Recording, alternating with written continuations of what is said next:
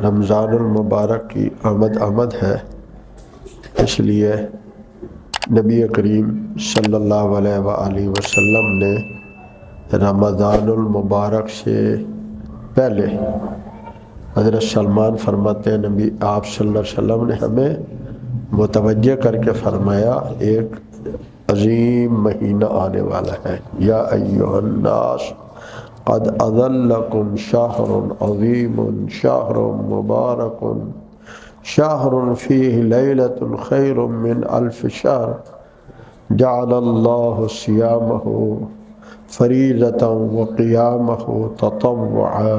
لوگوں، بڑا عظیم مہینہ آ رہا ہے، برکتوں والا مہینہ آ رہا ہے۔ کیا برکتیں ہیں؟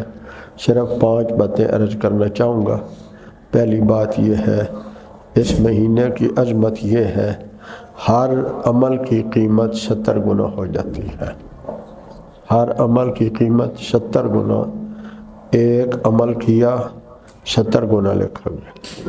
دنیا میں کوئی ایسا کاروبار نہیں ہے۔ دوسری بات، اس کی برکت کیا ہے؟ اس مبارک مہینے میں قرآن مجید اترا ہے، اور قرآن مجید کثرت سے تلاوت ہوتا ہے، اور وہ اللہ تعالیٰ کی صفت ہے، مخلوق نہیں ہے۔ اور تیسری بات فرمایا یزاد فیہ رزق المومن، مومن کا رزق اس میں بڑھا دیا جاتا ہے۔ اور تیسری بات، اللہ تعالیٰ متمرد سرکش شیاطین کو فرشتوں کو بھیج کر قید کرا دیتے ہیں۔ اور کیوں قید کرا دیتے ہیں؟ کہا جاتا ہے ان کو قید کر دو، یہ احمد صلی اللہ علیہ وسلم کی امت کے روزوں کو خراب نہ کریں۔ اور 5ویں بات، یہ روزہ دار اللہ کے ہاں اتنا محبوب ہو جاتا ہے کہ اس کے منہ سے جو معدہ خالی ہونے سے بدبو آتی ہے، اللہ تعالیٰ کو وہ مشک سے بھی زیادہ پسند ہوتی ہے۔ اللہ تعالیٰ نے اس مہینے کے روزے فرض کیے ہیں، اور اس مہینے کی رات کے قیام کو سنت قرار دیا ہے، نفلی عبادت۔ اس لیے اہتمام کرنا چاہیے کہ روزوں کا بھی اہتمام ہو، تراویح کا بھی اہتمام ہو، اور تلاوت کا بھی اہتمام ہو۔ اور اس مہینے میں فرمایا کہ کثرت سے استغفار کریں، توبہ کثرت سے کریں۔ تو جب ہر عمل 70 گنا بڑھتا ہے تو توبہ کا درجہ بھی 70 گنا بڑھ جاتا ہے۔ اور کثرت سے لا الہ الا اللہ 2 ورد کثرت سے کریں، اور 2 دعائیں کثرت سے کریں۔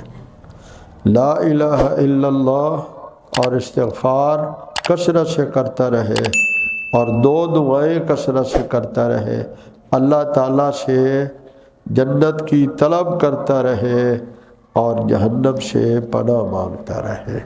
اللہ تعالیٰ مجھے آپ کو اس رمضان المبارک کو عظمت کے ساتھ، قدر کے ساتھ، وقار کے ساتھ گزارنے کی توفیق عطا فرمائے، اور رمضان کی جو برکتیں ہیں اور جو مقاصد ہیں وہ حاصل کرنے کی توفیق عطا فرمائے۔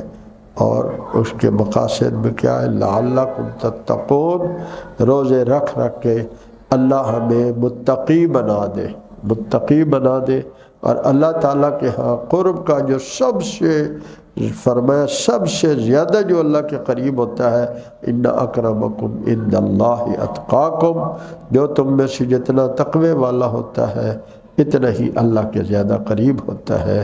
اللہ تبارک و تعالی مجھے آپ کو عمل کی توفیق عطا فرمائے۔ وآخر دعوانا ان الحمدللہ رب العالمین۔ انوار ختم نبوت ٹرسٹ پاکستان